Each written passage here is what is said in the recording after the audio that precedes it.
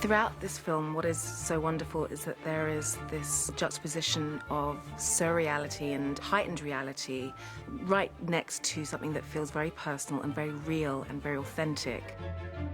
We learned on the Harry Potter films that the successful formula was, if at first the sets seemed totally believable, familiar, credible, and the magic grows out of that, then the magic is very effective.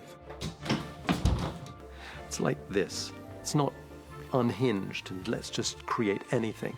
There's a real root and foundation on which to build. It's J.K. Rowling's world substantially moved on, or rather moved back. It's set in New York in 1926. It's the most exciting period, the Jazz Age, just a couple of years before the Depression. It's a fascinating challenge for a designer. Stuart Craig has made many, many films. He did Gandhi, he did all the Potters, and he pulls together a wonderful team around him. The best painters, decorators, sculptors, artists. It's a very inclusive family. The rest of my crew includes three-time Oscar-winning costume designer Colleen Atwood, Christian, Manz and Tim Burke, visual effects. What's been great is the collaborative process that we've gone through over the Potter films and carrying that on into this new realm. Action! The sets on this piece are quite astounding.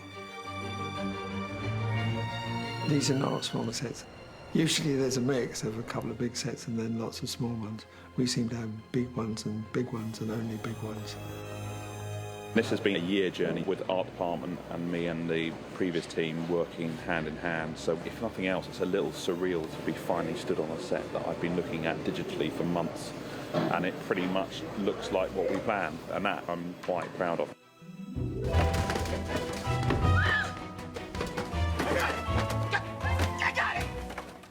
They've just created this visual universe that's so detailed. I mean, right now we're in the subway and it's so gritty and grimy.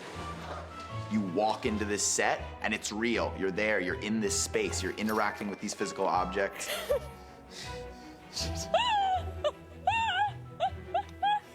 A for effort. It's nice to be able to help the actor feel convinced about what he's doing. We try as best we can to actually make the prop as we feel it would be made. Try and give it a weight to it and be convincing. Feels like a real, like a cane. Very cool. I like the, I guess it's a dragon's finger, is it? To poke the bones, quite a cool touch. I was opening drawers, and there were archives of a made-up newspaper with news articles all the way through that they'd actually written out. Like, this is the level of detail, something that the camera will absolutely never see. Inside a drawer. If you look at all the details on the forms and so on, we're always trying to get every little representation of story in there where we can. Every corner of every set, of every setup, is just filled with detail. It just makes it so much easier to lose yourself immediately in the scene and just connect with the actor opposite you, you know? Look at the evidence. This is witchcraft. I was on the set and I picked up an inkwell. And later on, I found my hands were marked, you see, because the inkwell was filled with ink. A lot of danger in going into that set. It is a big team of people making the film.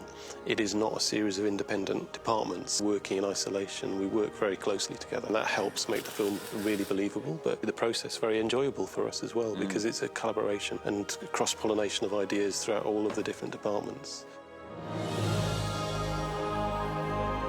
Ultimately, our job is to make the audience believe what they're seeing is real, whether it's fantastic or not. It's a rich universe, and it's a wonderful world in which to let one's mind wander and to allow the incredible group of people working on the film to feast their imaginations.